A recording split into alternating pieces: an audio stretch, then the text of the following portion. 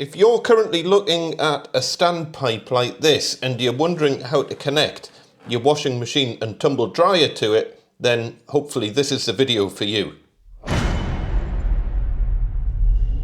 Hiya folks, and welcome back to the show. Now, if you're not aware, this is what's known as a heat pump tumble dryer. It's a condensing tumble dryer, but because it's got a heat pump in it, it uses significantly less electricity than a standard tumble dryer. So if you are looking at any point to replace your current tumble dryer, do consider a heat pump one, especially with the way electric prices have been going recently. Anyway, that's not really what this video is about. You might not be aware, but modern tumble dryers, not even heat pump ones, no longer need to have a kind of thing that you empty the water out of, like the water tank. You don't need to keep doing that now. You can just connect the tumble dryer straight to your drain and you never have to empty this out ever again. Now on the Bosch one that we've got here, there's a couple of little things that you have to do if you're going to be doing that. So for example, you have to reconnect the hose in a particular way at the back, and there's also a little rubber stopper that you have to take out of the bottom here, and you can store it in this little place here. On some tumble dryers you have to take this filter out and you store that filter here as well. But there's nothing I could find in the instructions for this particular one that tells you you need to take the filter out. But if you know otherwise, do let me know. But it does have a place here to park the filter. But as I say, there's nothing in the instructions for ours that says you're supposed to take that out. Now, I'm not going to go into the detail of what you need to do at the back of your tumble dryer, because that's going to be very specific to your particular make and model of tumble dryer. On this one, what you had to do was disconnect this black pipe here from the main kind of drain outlet thing. So this black pipe, and what you do is park it on a little kind of moulding on the back there, because that's not used anymore. And then you connect up this, which came with the tumble dryer, to the drain hose outlet thingy at the back. But as I say, that'll probably vary from manufacturer to manufacturer. So do check for your particular tumble dryer how you connect up the drain kit. Now in the UK, most people have their washing machine connected into what's known as a standpipe, which is basically a vertical pipe with a trap in it, and then the trap goes into your drains. And all you do is you get the hose out of your washing machine and you just shove it in the top of that pipe and job's a good one. I would say that's probably the way that 90% of washing machines are connected up in the UK. Might be different in your part of the world. But the key thing that we need to consider here is if we are going to connect a tumble dryer to the drain, how do you connect that? Because you can't fit both pipes into the top of the standpipe, and there's a right way to do it and a wrong way to do it. I'm going to use a connection kit that is specifically designed for this purpose. Unfortunately, some people seem to be buying this connection kit and trying to use it in situations that it's not designed for. Later on in this video, I'm going to show you some questions and answers off the Screwfix website to show you what happens if you use this particular connector in the wrong way. Hopefully you'll learn something from it, but let's just get this sorted out and connected up and you can see how it all works.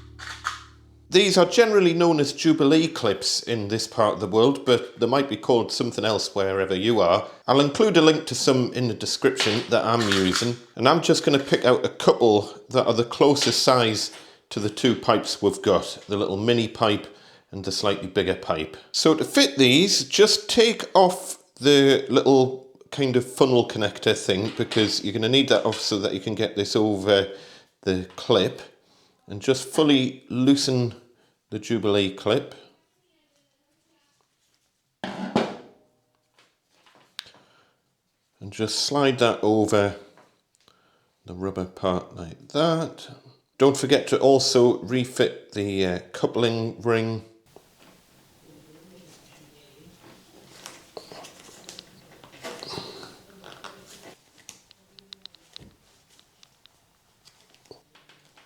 And then just tighten the Jubilee clip screw.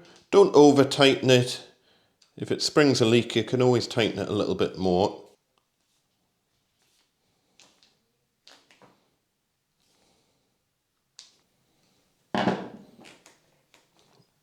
That ain't going anywhere. And then that's ready to fit over back onto this, which is easier to do once everything's kind of in situ. Likewise for the washing machine connector, we're probably going to have to loosen that a little bit.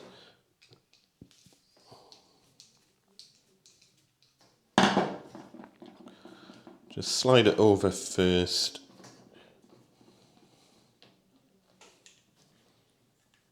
And then again, make sure you've got your securing nut already in place. And just push that home. And then just tighten the Jubilee clip.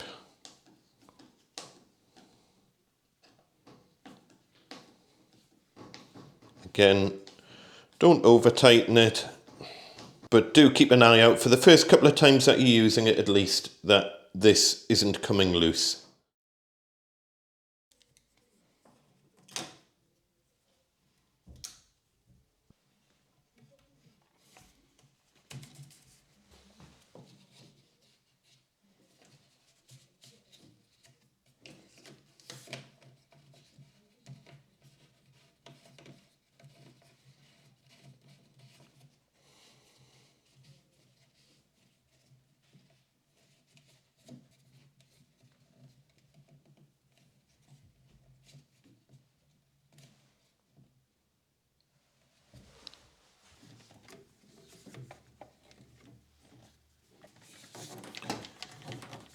When you connect these pipes, by the way, try to set them so that they're pointing upwards like that, rather than downwards like that. And this just minimises the chances of any siphonage or anything like that, although these particular ones are designed that they shouldn't have any siphon problems.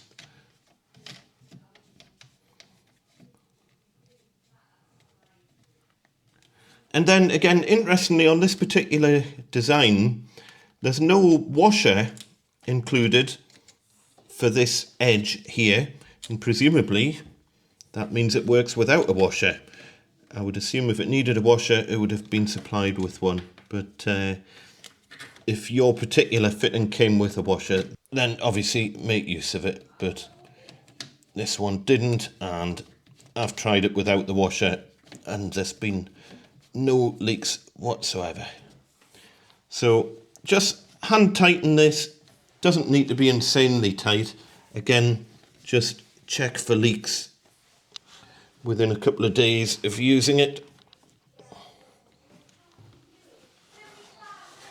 And again, I'm not sure if you can see, but you've got the little vent hole at the top. This is specifically designed to be vented, so you're not getting any siphonage problems or anything like that. Obviously, we've still got the trap down at the bottom, so we're not going to have any problems with smells coming out or anything like that.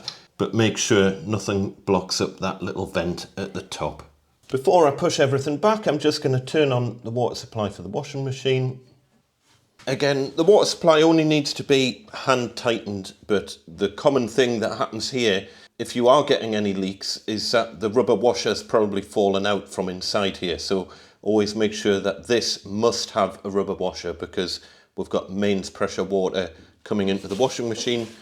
Just dry everything off with a piece of blue roll if you've had any spillages while fitting stuff, and just check that everything's nice and dry and that we haven't got any leaks. We're bone dry and we're ready to rock there. So that's us all done, all secure. For the first couple of times that you're using it, obviously make sure that nothing's leaking. If you do find any of these joints leak, what you can do is put a bit of PTFE tape around them. But as I say, I've done it this way, which is the way the manufacturer says to do it, with no rubber washers inside these, and I've had no leaks whatsoever, no problems. So yeah, that is us done. 2 connectors into a single standpipe. Now, I did promise I would tell you what happens when you fit this thing wrongly, and in case you're wondering, this is the actual connector that I'm using. It's a McAlpine twin hose connector, £7.89 from Screwfix, and it specifically says it's for plumbing 2 domestic appliance discharge hoses into a standpipe trap. A standpipe is always vertical. It also says here that it incorporates an air brake, and that's that little hole in the top that I showed you. Now, this is only for use on a standpipe. It's not for use at any weird angle under a sink or anything like that. A standpipe is always vertical. If you fit this anything other than vertically, there's a reasonable chance that water's going to come out of the air brake hole at the top. Anyway, let's look at some of the questions and answers on Screwfix, and I'm not doing this to take the mick out of these people. I'm doing it so that you can hopefully learn from their mistakes. I'll blur their names to save any embarrassment, but this person here says, why is there a hole in the end? I fit this under my kitchen sink and water comes out of the hole in the middle. What am I supposed to do? And someone has replied saying, hello mate, just fitted mine yesterday under the kitchen sink and it's working fine. No water, it's coming out, but try to put it on a horizontal waste pipe and if possible facing upwards or sideways. Too bad I can't attach a photo. Do not fit it on a horizontal waste pipe. This has to be fitted on a vertical waste pipe. If you fit this horizontally, water will come out the hole. Another person replied here saying, this is for fitting on the top of an appliance waste pipe or standpipe in the same orientation as in the picture. It's not designed to go onto a sink waste. The hole is to prevent symphonies of the water in the trap.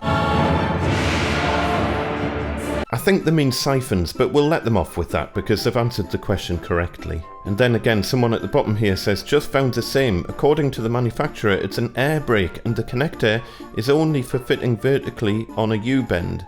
I guess like me, you want to fit it horizontally, in which case it's useless as the water comes straight out. Yes, that's because it's for fitting on a standpipe. It has a hole in the top. It does say pretty clearly that it's for fitting onto a standpipe. So folks, I hope you found that useful. Don't forget to always follow the manufacturer's instructions just to double check that everything matches for your particular washing machine and tumble dryer. And as I say, always check for leaks at least on your first 1 or 2 uses just to check that everything is all A-OK. If you're new to the channel, don't forget to hit subscribe and you can watch the full story of building this utility room. Also, if you want to support this channel directly and help me make more videos like this, head over to the member zone, members.gosforthhandyman.com, and there's a whole load of extra videos and footage and articles and all sorts of things over there to help you in the world of property maintenance. If you do have any comments or questions or you've run into any problems, do post them down below. If I can't help, then I'm sure someone else will be able to help out. For now, look after each other, be nice to each other, and we shall see you next time. Tatty bye.